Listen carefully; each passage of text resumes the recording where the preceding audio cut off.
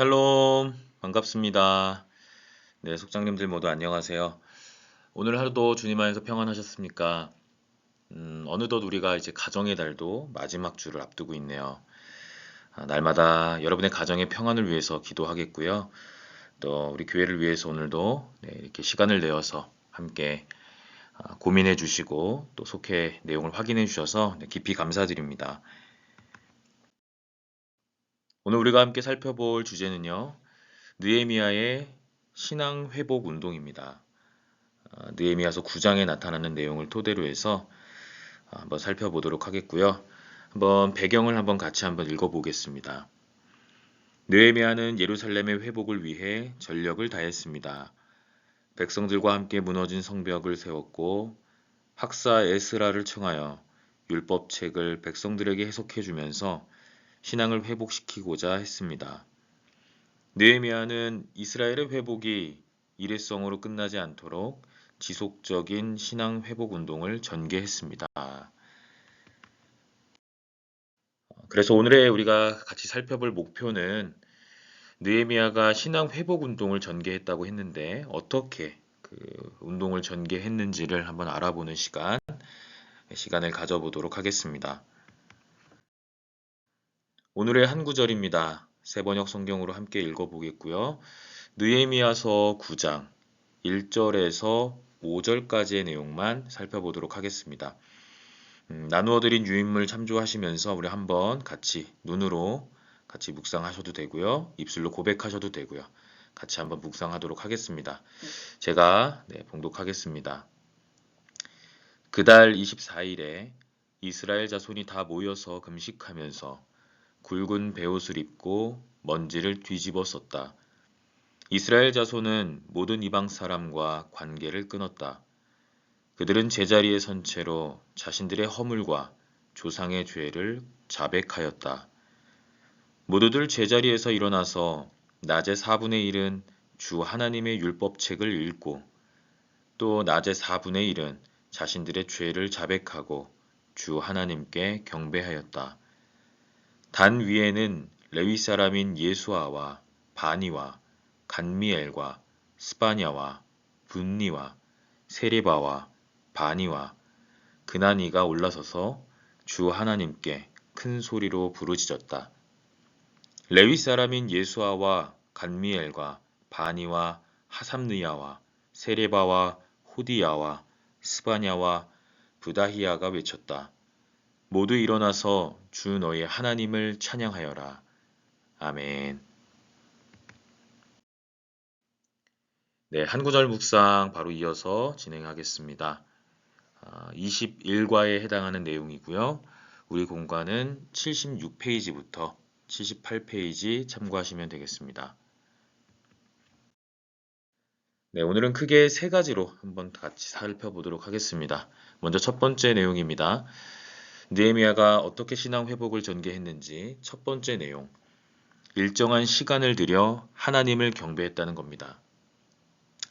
학사 에스라가 율법책을 낭독하고 그 뜻을 해석했을 때 이스라엘 백성은 진심으로 회개하기 시작했습니다. 학사 에스라 하면 아주 중요한 부분이 바로 이 율법책과 관련이 되어 있는데요. 우리가 일전에 살펴보았듯이 에스라는 학자였죠. 그렇죠? 율법에 아주 능통하고 하나님 말씀 해석하는데 아주 해박했던 사람이 바로 에스라이고요. 하나님의 말씀을 앞세워서 이스라엘 백성들에게 진심 어린 회개를 촉구했던 에스라, 그 내용을 우리가 살펴볼 수가 있는데요. 자, 특별히 율법책과 회개에 대해서 다시 한번 풀어서 우리가 살펴본다고 한다면, 자, 먼저 율법책은 구약 성경 시대 안에서만 한정해서 생각한다면 10계명을 포함한 613개의 계명을 이야기합니다. 여기에서 이제 하지 말라라고 이야기하는 법이 365개가 되기 때문에 어떤 목사님은 1년 365일 동안 우리가 세상의 법을 따라가는 우리들의 모습을 늘 경계하면서 하나님의 말씀을 지켜야 한다고 이야기하시는 목사님도 제가 더러 보았는데요. 먼저 적게는 10계명, 시내산에서 하나님께서 인류의 대표자인 이스라엘 백성의 대표자인 모세에게 두 돌판에 새겨진 10개의 계명을 주신 것을 이야기하고요. 거시적으로 크게 본다면 이제 구약 성경에 나타나는 600개가 넘는 계명들을 이야기하는 겁니다.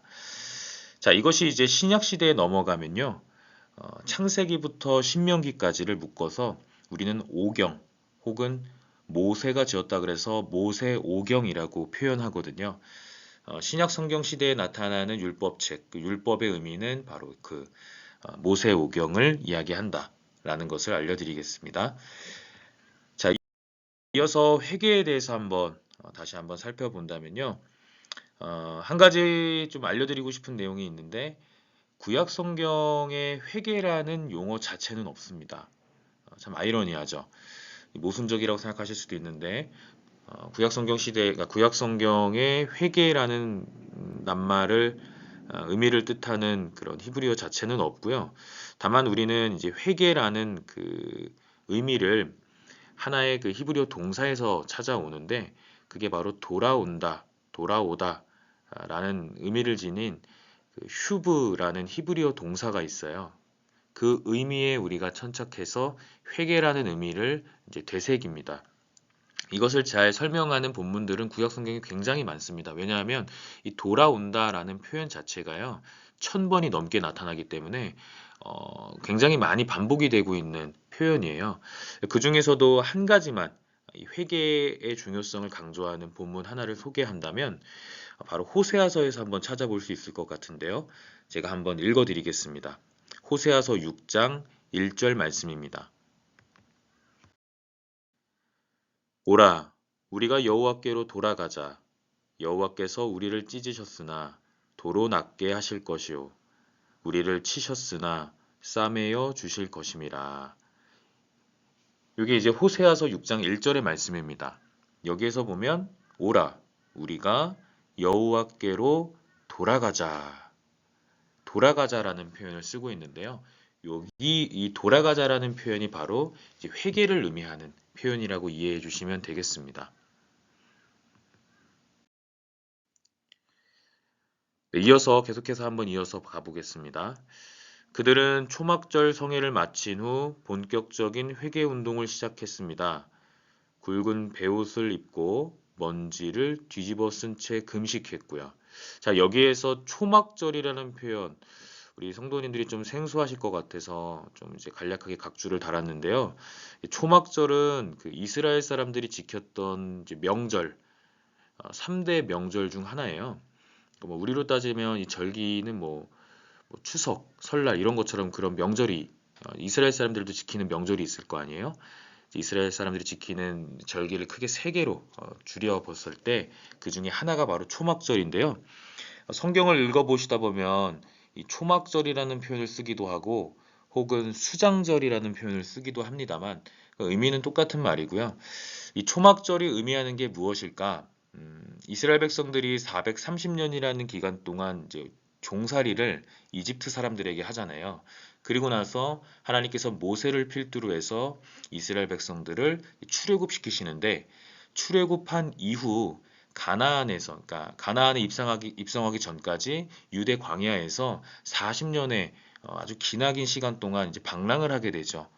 정처 없이 떠도는 삶을 살게 되는데요.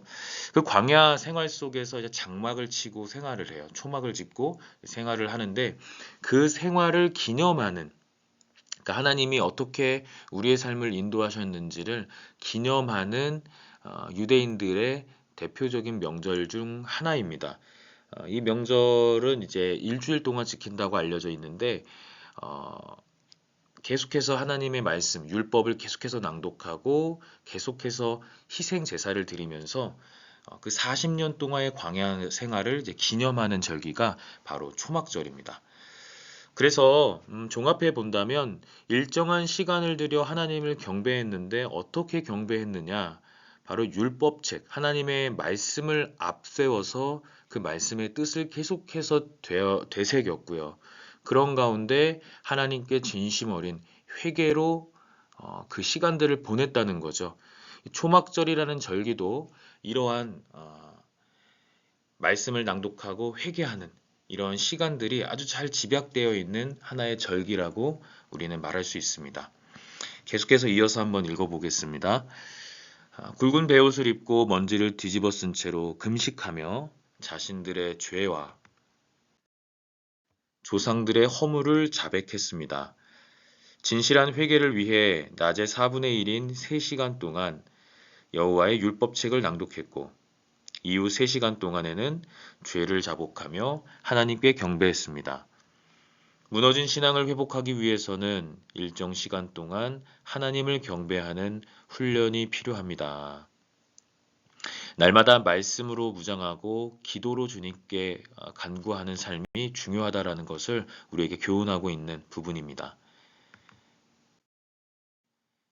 이 시간은 하나님께 온전히 드리는 성별의 시간입니다. 하나님께 경배하며 말씀을 배우고 기도하는 훈련은 우리의 신앙을 건강하게 회복시켜 줄 줄을 믿습니다. 계속해서 두 번째 내용 한번 알아보겠습니다. 하나님의 역사를 돌아보았다라는 거고요. 레위 사람들은 연단에 서서 이제 단상에 서서 영원전부터 영원까지 계신 하나님을 송축하며 성경에 기록된 역사를 돌아보았습니다. 오늘의 우리도 하나님의 역사를 돌아보고 깨달아야 합니다. 하나님은 자기 백성들에게 신실하시고 끊임없이 은혜를 베푸십니다. 여러분 이 사실을 믿으십니까? 날마다 하나님은 신실하신 하나님이시고 우리에게 끊임없는 은혜를 제공하시는 분입니다. 그러나 우리의 모습이 날마다 그 하나님이 주시는 하나님이 제공하시는 은혜를 누릴 수 있으려면 어떻게 해야 할까요? 우리의 삶을 주관하시는 분이 바로 하나님이셨음을 날마다 고백하는 삶에서 하나님의 은혜를 누릴 수 있음을 우리가 날마다 고백해야 하겠습니다. 이스라엘 백성들도 바로 그랬습니다. 지난날의 역사를 그저 과거에 묶어두기보다는 오늘 이 시간까지 우리에게 함께 하셨던 하나님이 이루셨던 그 역사를 고백하고 돌아보고 깨달았던 민족이 바로 이스라엘 백성들입니다. 하나님의 역사가 중요하다는 사실을 아주 잘 소개하고 있는 본문들이 있는데요. 대표적으로 시편 78편이 있습니다. 혹시 시간이 되시는 속장님들은 한번 찾아서 묵상해 보시는 것도 좋을 것 같아요. 이스라엘 백성들을 어떻게 출애굽시키셨고 어떻게 인도하셨으며 무엇을 먹이시고 재우시고 또 광야 생활을 어떻게 인내하고 이겨내게 하셨는지 모든 순간들을 마치 역사의 내용을 적듯이 이렇게 적어놓은 시편이 바로 시편 78편의 내용입니다. 한번 참고하시면 좋을 것 같고요. 계속해서 신실하신 하나님의 은혜를 강조하고 있는 내용이 바로 시편 78편의 내용입니다. 오늘 우리가 읽었던 내용에서도 본문에서도 우리는 사실 느헤미야서 9장 1절로 5절까지만 읽었지만 6절로 31절의 내용을 쭉 보시면요. 그런 내용들이 계속해서 반복이 되어 나타납니다. 한번 참고하시면 될 것 같고요. 계속해서 읽어보겠습니다. 그러나 연약한 우리는 주의 말씀을 듣지 않고 교만해져 악할 때가 많습니다. 이를 반복하지 않도록 역사의 교훈을 통해 잘못과 죄의 모습은 바로 잡아야 합니다. 네, 맞습니다. 우리가 날마다 우리는 인정하고 살아가는 것 중 하나가 우리는 의인이 아닌 죄인의 모습으로 살아간다는 사실을 날마다 우리는 기억하고 마음속에 간직하고 있는 신앙적인 신념입니다. 그렇기 때문에 날마다 우리가 행동하는 그런 악한 모습들, 특히 성경이 경계하고 있는 아주 최우선적인 죄는 교만인데, 교만이 다른 게 아니라 하나님을 떠나 사는 것, 하나님과 관계하지 않는 것, 하나님보다는 내 생각이 치우쳐 사는 것, 여러 가지 모양으로 다 교만이라는 낱말이 묘사될 수 있다고 생각을 합니다. 지금까지 인도하셨던 에베네셀의 하나님, 그리고 앞으로도 우리와 함께 하시는 임마누엘의 하나님을 날마다 찬양하고 그분을 붙잡으며 살아가기 위해서는 한 가지 잊지 말아야 할 것은 날마다 자복하는 마음으로 우리의 잘못과 죄의 모습을 바로잡으려고 노력하는 그 모습으로부터 하나님께서는 우리와 함께 하시는 하나님임을 고백할 수 있다라고 생각합니다. 그래서 우리의 연약한 모습을 날마다 기억하면서 주님의 말씀을 가까이 하고 또 주님께 참된 모습으로 회개하는 그러한 모습이 우리에게 평생 요구되는 신앙의 모습이 될 것 같습니다. 마지막으로 세 번째 내용입니다. 하나님과 견고한 언약을 다시 세웠다는 것이고요. 32절로 38절의 내용에 잘 묘사되고 있습니다. 역사를 돌아보면서 은혜를 베푸신 하나님과 그에 반해 악을 행한 이스라엘의 과거를 직시한 백성들은 새로운 언약을 세웠습니다. 그들은 자신들의 악함을 인정했습니다. 그리고 이스라엘을 징계하신 하나님의 공의로우심을 선포했습니다. 이스라엘 백성들에게 아주 중요한 신앙적 표현 중 하나가 바로 언약입니다. 구약이라는 표현도 옛 언약을 의미하고요. 신약, 우리가 예수님의 그 오심과 예수님의 사역, 그리고 예수님 이후에 사도들의 행적을 담고 있는 그 바로 신약 성경도 새로운 언약이라는 뜻을 줄인 말이죠. 그래서 올드 테스타멘트, 뉴 테스타멘트 이렇게 이야기를 하거든요. 그러니까 여기서 말하는 그 테스타멘트가 바로 언약 혹은 영어로 표현하자면 프로미스, 약속을 의미해요. 그런데 기본적으로 구약 안에서 이야기하는 언약의 의미는요. 하나님이 이스라엘 백성 사이에 맺으신 구원적 관계를 이야기하고요. 이 내용이 아주 고스란히 드러나고 있는 본문은 바로 출애굽기 19장 5절에서부터 6절의 말씀입니다. 이 말씀을 제가 한번 읽어드리겠습니다. 세계가 다 내게 속하였나니 너희가 내 말을 잘 듣고 내 언약을 지키면 너희는 모든 민족 중에서 내 소유가 되겠고 너희가 내게 대하여 제사장 나라가 되며 거룩한 백성이 되리라 라고 이야기를 하고 있는 본문인데요. 그러니까 이 내용을 계속해서 후대에게 가르쳐서 알리라고 이렇게 내용이 나오고 있어요. 자, 여기서 아주 중요한 부분이 바로 언약이죠. 내 언약을 지키면 하나님께서는 어떤 축복을 이스라엘 백성들에게 더하겠다고 말씀하셨죠. 모든 민족 중에서 나의 택한 소유로 삼겠다 라고 말씀하셨고요. 제사장 나라가 되게끔 하겠다고 말씀하셨고요.